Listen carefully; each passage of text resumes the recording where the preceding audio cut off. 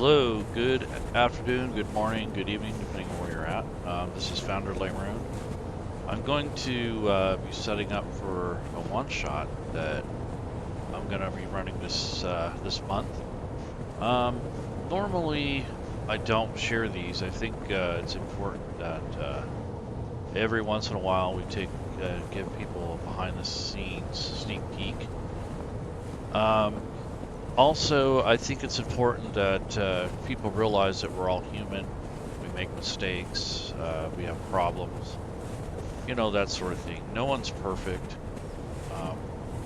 There is a perception sometimes that, one person knows everything. Well, that's really not the truth. It's far from it. So what I hope to do is kind of show you how I'm going to set this up, and even give you an idea of, that sometimes it takes inspiration and hints and ideas and clues from people. So hopefully this will help with that a little bit. I wasn't planning on streaming today, but I figured if I'm going to work, I might as well share my work. So, maybe you guys will come up with something that I don't foresee. One of the things I hope to do is to kind of find some more rules about terrain. I think it's important, especially in this type of environment with winter. This is intended to be more or less, like a snow day. And I'm hoping that, that we'll be able to illustrate some of the things that game masters go through. So we'll have to see. I'm looking actually for my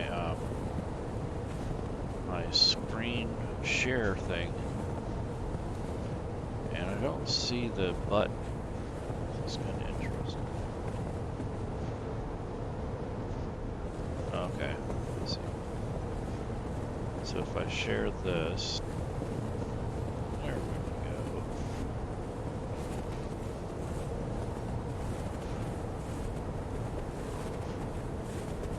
So this is the URL that we're casting from.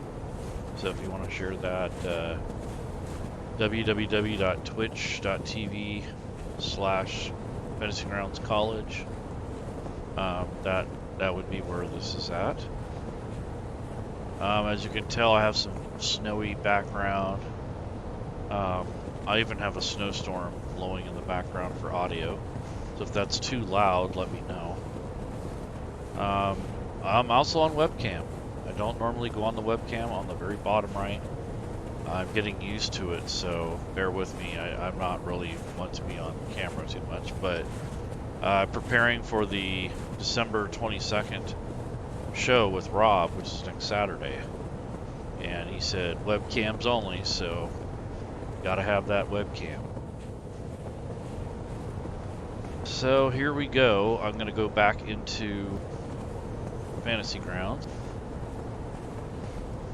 and right now I have this fictional character. He's in the woods in a camp, and this is part of my Winter World campaign I'm working on.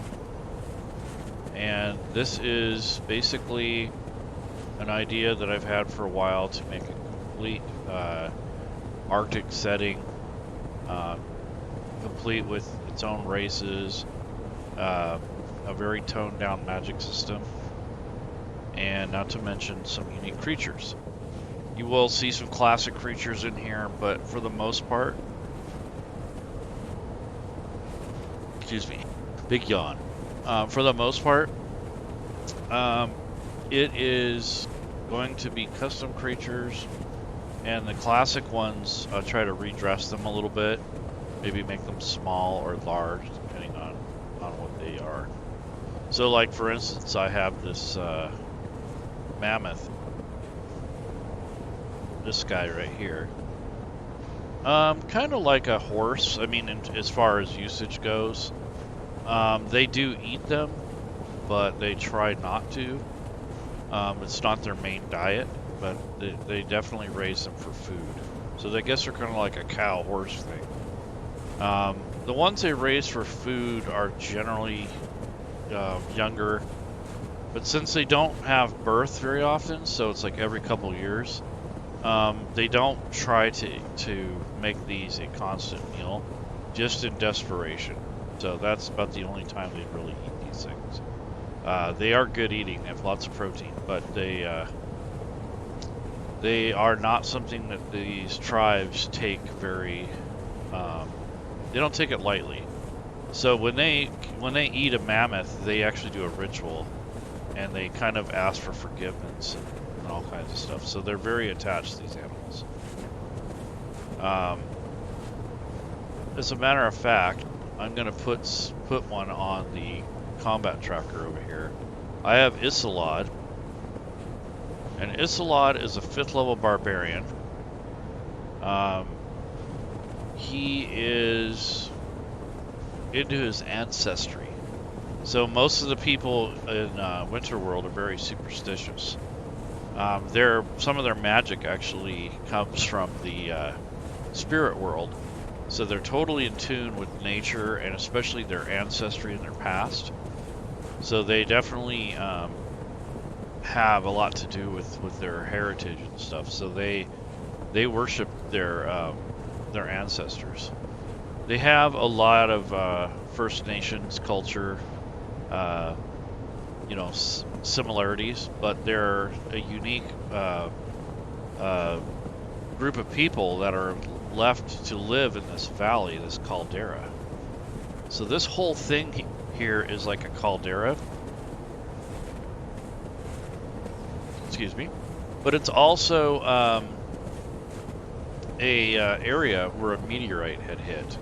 So many thousands of years ago, this area was flat, and there was an ocean that came through part of this.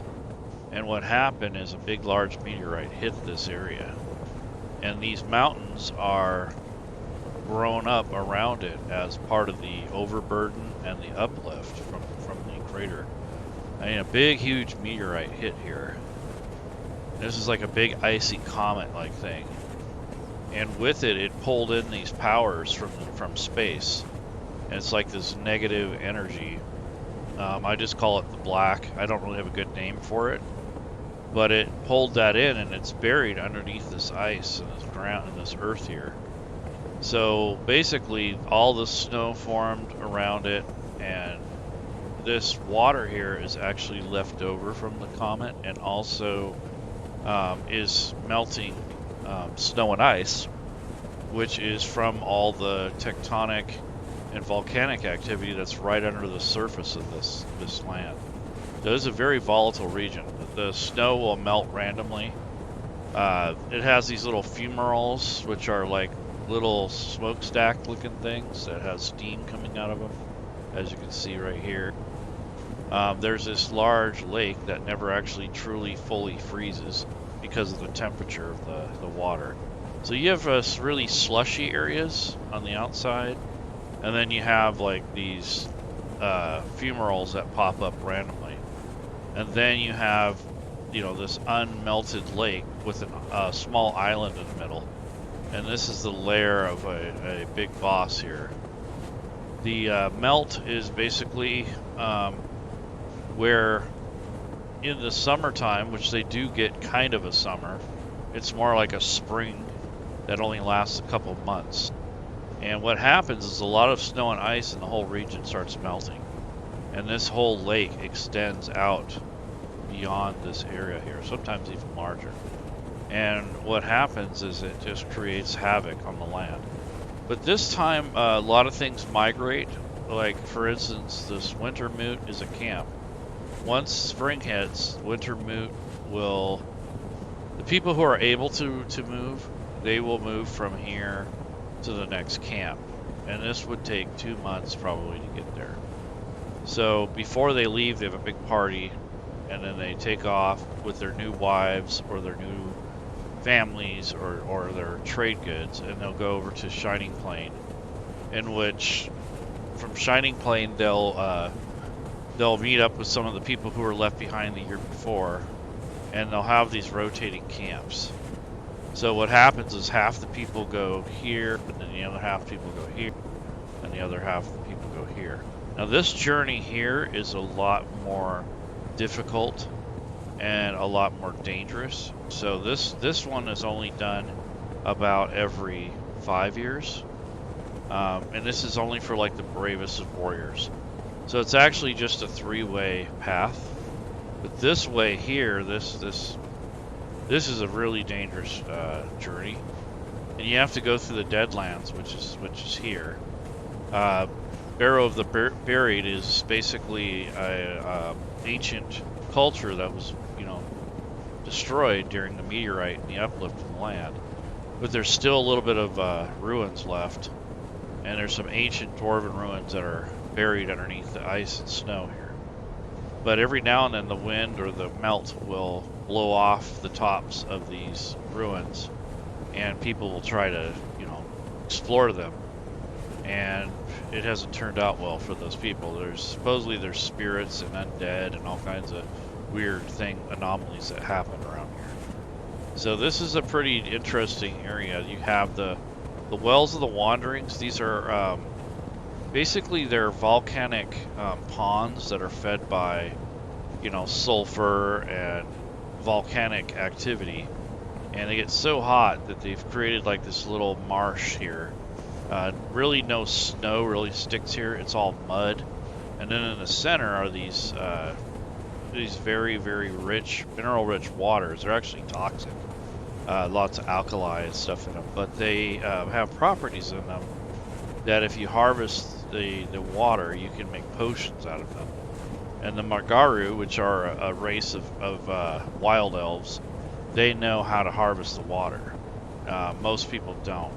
And it's in the shadow of this volcano, so it's not a very friendly area. There's a lot of volcanic rock and overburden.